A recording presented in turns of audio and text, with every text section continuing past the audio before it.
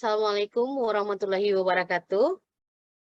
Selamat datang di podcast kami. Kali ini kami akan mengangkat tema mengenai wawasan kebangsaan. Saya di sini sebagai host, izinkan saya memperkenalkan diri. Nama saya Dwi Novika Dula dari Kantor Kementerian Agama Kabupaten Pohuwato. Dalam podcast kali ini saya ditemani oleh 3 orang narasumber yang akan saya beri waktu untuk memperkenalkan diri. Mungkin dari yang perempuan dulu, silakan Ibu Dian. Baik, terima kasih. Assalamualaikum warahmatullahi wabarakatuh. Perkenalkan, nama saya Nurdian Ekawati Harun. Saya dari Kantor Kementerian Agama Kabupaten Gorontalo. Ya, terima kasih. Selanjutnya, Pak Budi, silakan. Assalamualaikum warahmatullahi wabarakatuh. Perkenalkan, saya Budi Susilo, asal instansi dari IAIN Sultan Amai Gorontalo. Assalamualaikum warahmatullahi wabarakatuh. Nama saya Rifki Rahman Sasani, asal instansi dari Kantor Kementerian Agama Kabupaten. Iya, terima kasih. Sebelumnya saya ingin mengucapkan terima kasih dulu kepada para narasumber yang telah meluangkan waktunya untuk membuat podcast ini ya. Seperti yang kita tahu bersama, Indonesia itu dikenal sebagai negara maritim atau negara kepulauan, di mana Indonesia terdiri dari ribuan pulau-pulau kecil dan 5 pulau besar yang terbentang dari Sabang sampai Merauke. Nah, tentunya dari ribuan pulau itu tercipta berbagai macam agama, suku budaya, ras, dan adat istiadat. Di tengah kemajemukan budaya dan suku yang ada di Indonesia, menurut para narasumber, apa sih pentingnya wawasan kebangsaan itu? Mungkin bisa dimulai dari Pak Rifki dulu, silahkan Pak.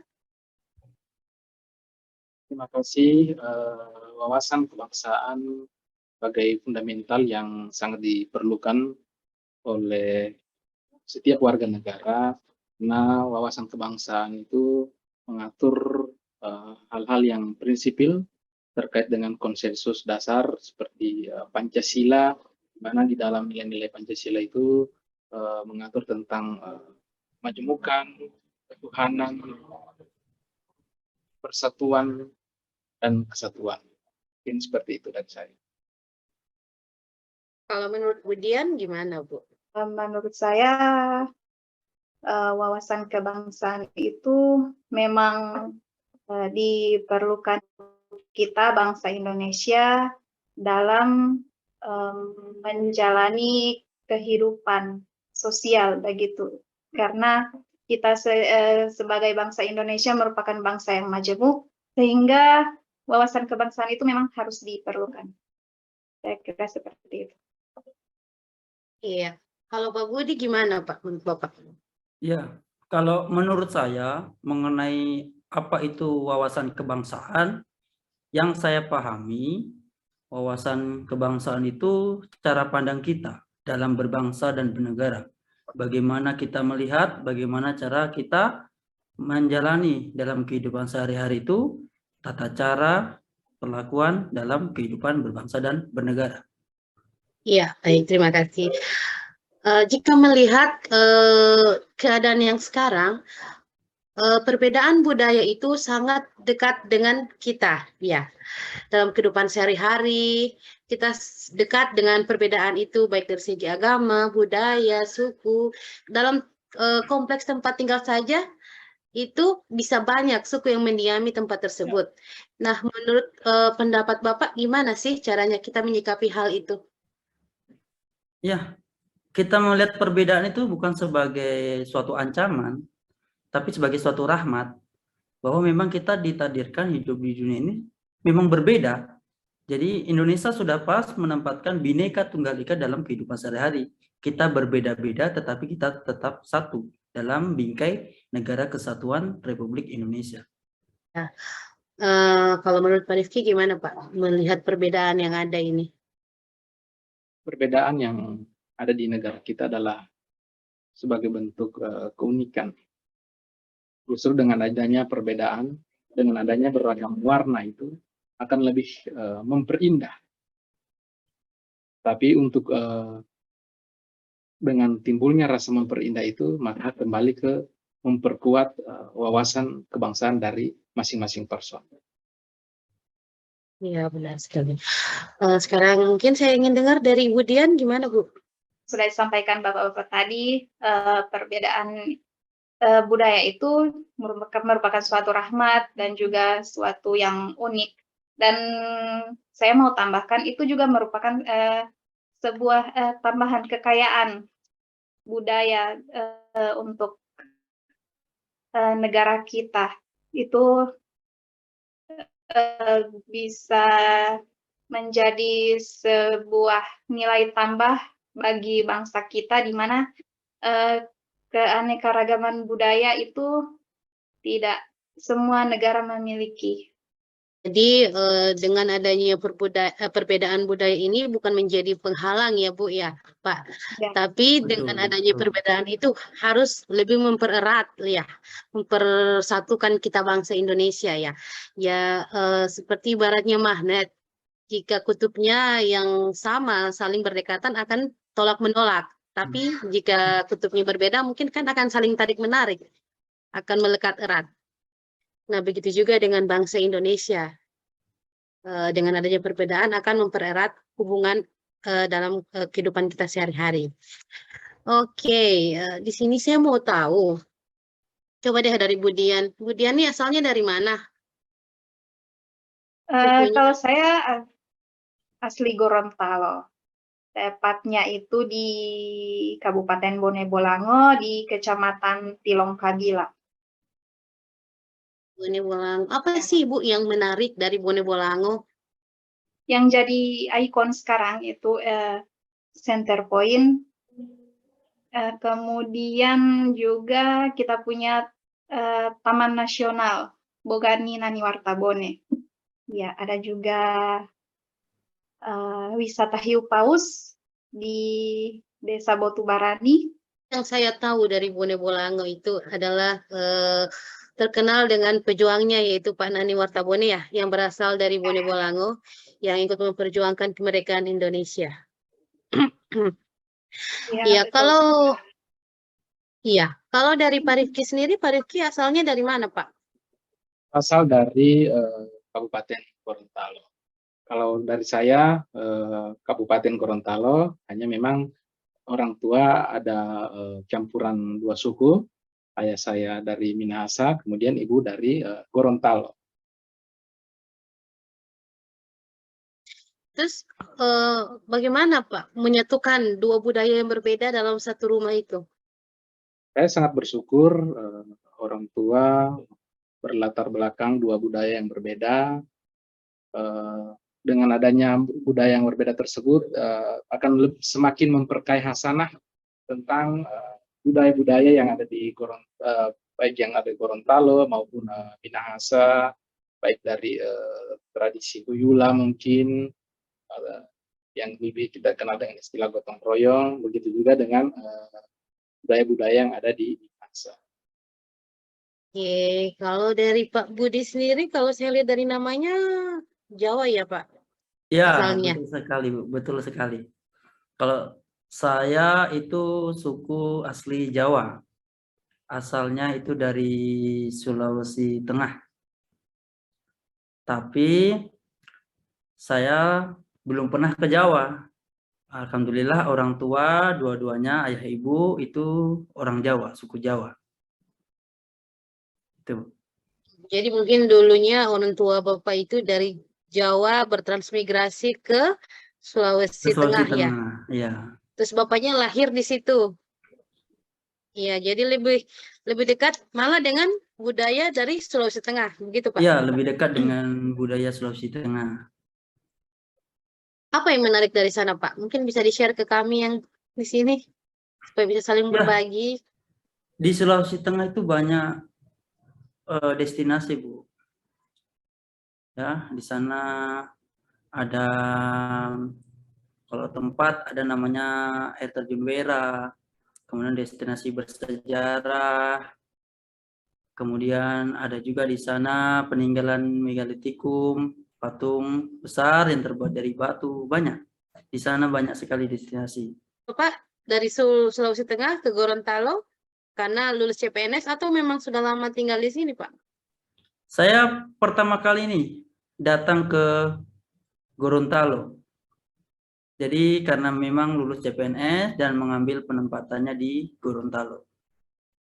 Oh iya, gitu. Coba Bapak bisa mungkin bisa bahasa Jawa? Boleh dites Bu, mau bicara apa? Apa ya yang coba bagaimana kalau memperkenalkan diri dalam bahasa Jawa, Pak?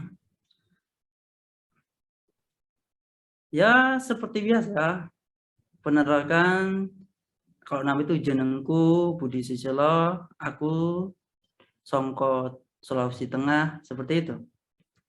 Jadi masih kental, budaya Jawanya masih kental walaupun tinggal di Sulawesi Tengah. Kalau yang saya ingat dari bahasa Jawa, Pak, itu ojo lali. Karena itu biasa ditulis, Pak, di gerobak mas-mas nasi goreng atau bakso ya, ojo lali. Jadi Bapak ini sudah mengenal 3 budaya ya, Jawa, Sulawesi Tengah, Sulawesi Gorontalo Tengah, sekarang. Gorontalo. Nah, sebagai ASN, gimana sih peran ASN dalam menjaga persatuan dan kesatuan NKRI, Pak? Mungkin dari Pak Rifki dulu. Ya, untuk menjaga persatuan kesatuan kaitan kita sebagai ASN, mungkin dalam contoh kehidupan sehari-hari bangga berbahasa Indonesia, kemudian ikut mengkampanyekan ya tentang semangat persatuan dan kesatuan khususnya yang ada di lingkungan sekitar tempat tinggal kita. Iya, kalau menurut Bu Dian gimana, Bu? Menurut saya, peran kita sebagai ASN dalam menjaga persatuan dan kesatuan, khususnya kita sebagai ASN, kita memberikan contoh ataupun memberikan teladan kepada masyarakat bagaimana cara kita untuk bersikap dalam kehidupan sehari-hari sehingga kita bisa untuk menjaga persatuan dan kesatuan itu sendiri. Iya, intinya kita nggak boleh diskriminatif ya, Bu. Seperti itu. Ya, Pak. Kalau menurut Pak Budi, gimana, Pak? Menurut saya tinggal menambahkan dari pendapat dari Bapak dan Ibu sebelumnya.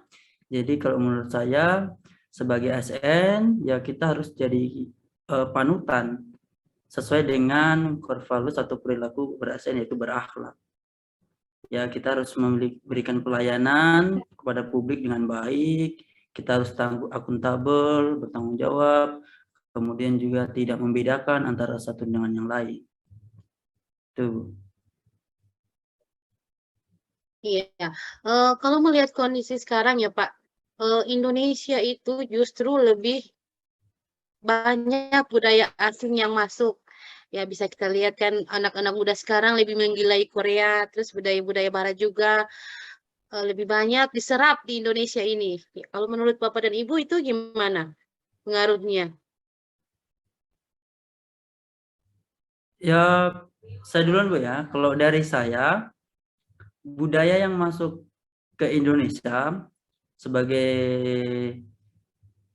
seorang ASN, maka kita harus mampu memfilter, harus mampu memiliki penyaring dari budaya tersebut. Apakah budaya tersebut itu sesuai dengan budaya Indonesia.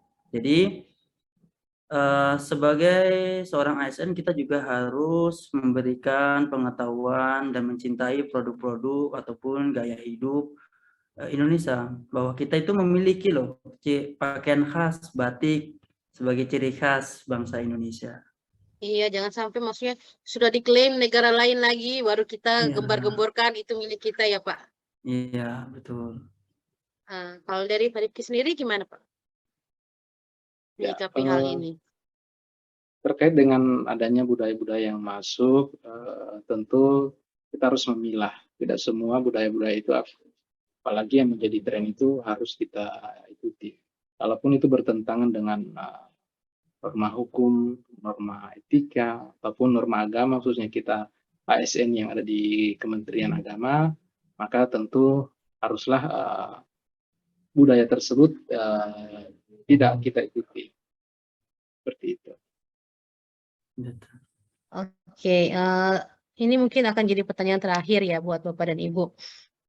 Apa sih peranan atau tanggapan Bapak Ibu sebagai bentuk usaha bela negara dalam konteks Bapak dan Ibu ini sebagai ASN?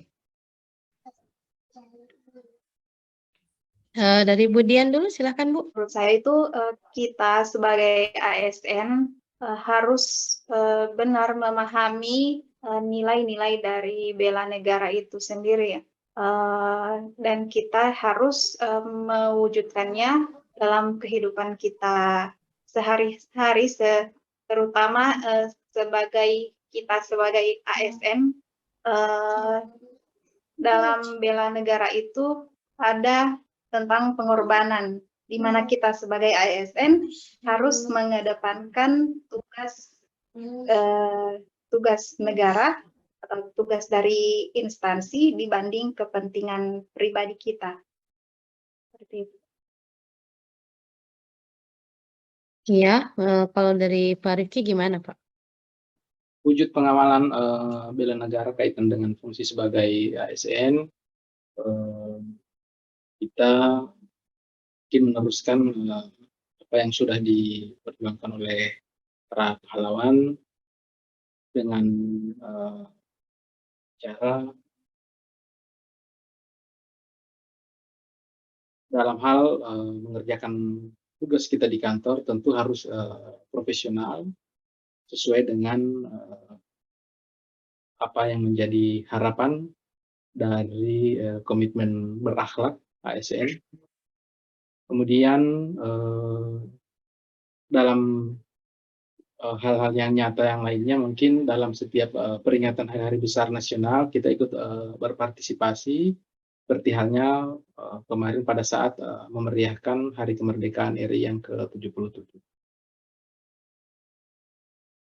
Iya, baik. Terima kasih Bapak dan Ibu, sekali lagi saya ucapkan atas waktu dan kesempatan yang telah diluangkan untuk podcast ini. Satu kesimpulan yang dapat saya tarik, yaitu kita tidak boleh merasa malu atas perbedaan yang ada, tapi justru kita harus menanamkan rasa cinta itu dalam diri kita dan mempererat persatuan kesatuan sebagaimana semboyan negara kita, yaitu Bhinneka Tunggal Ika, yang walaupun berbeda-beda tetapi kita tetap satu. Demikian podcast saya akhiri. Assalamualaikum warahmatullahi wabarakatuh. Waalaikumsalam. Waalaikumsalam warahmatullahi wabarakatuh.